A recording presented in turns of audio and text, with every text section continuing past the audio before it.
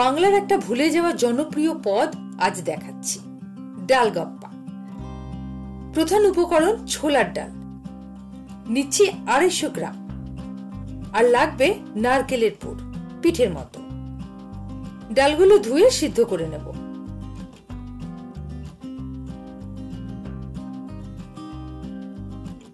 কুকারে 2টো হুইসেল দিয়ে নিলেই সিদ্ধ হয়ে যাবে।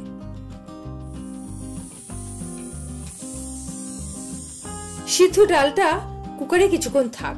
এবার ময়দা মেখে নেব। 1 কাপ ময়দা, 1/2 কাপ আটা, 1/2 চামচ লবণ, 1/2 কাপ সাদা তেল একসাথে মিশিয়ে পরিমাণ মতো জল দিয়ে ময়দা মেখে নেব।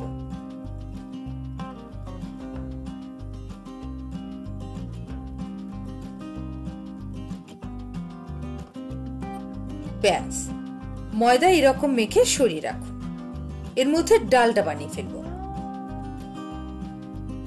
কড়াইতে গরম করুন সর্ষের তেল, ফোড়ন দিন তেজপাতা, শুকনো লাল লঙ্কা, জিরে।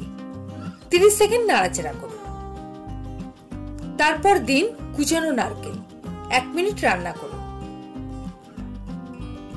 এরপর দিয়ে দিন আদা বাটা, জিরের গুঁড়ো, হলুদ গুঁড়ো। 1 মিনিট কষার পর ঢেলে দিন সিদ্ধ করে রাখা ছোলার ডাল।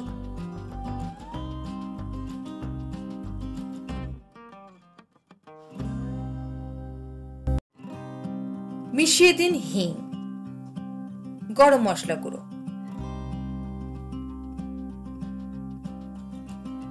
এবার 1 কাপ জল ঢেলে দিন।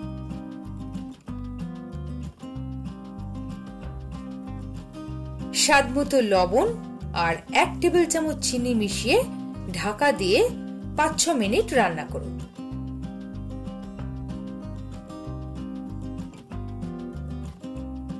পাঁচ ছ মিনিট পর চাপা খুলে দেখে নিন।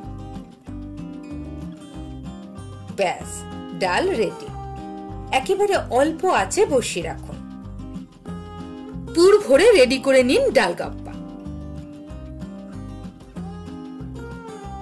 প্রথমে ময়দার মাখা থেকে লেচি বানিয়ে নেব। তারপর খোল বানিয়ে নারকেলের পুর ভরে দেব।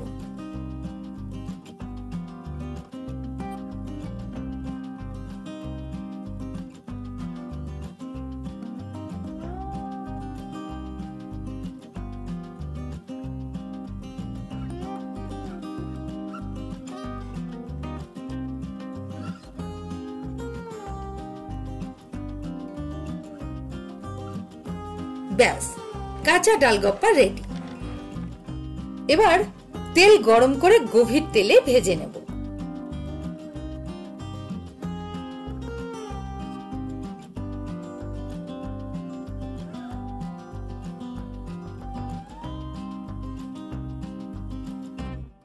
দেখুন, পাশের ওভেনে ডালটা চমৎকার ঘন হয়ে গেছে।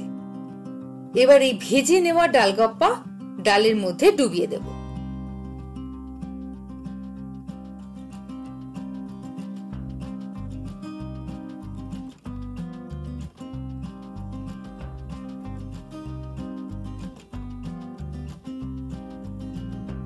সব ডালগপ্পাগুলো ডোবানো হয়ে গেলে 1 টেবিল চামচ ঘি মিশিয়ে গ্যাস বন্ধ করে দিন।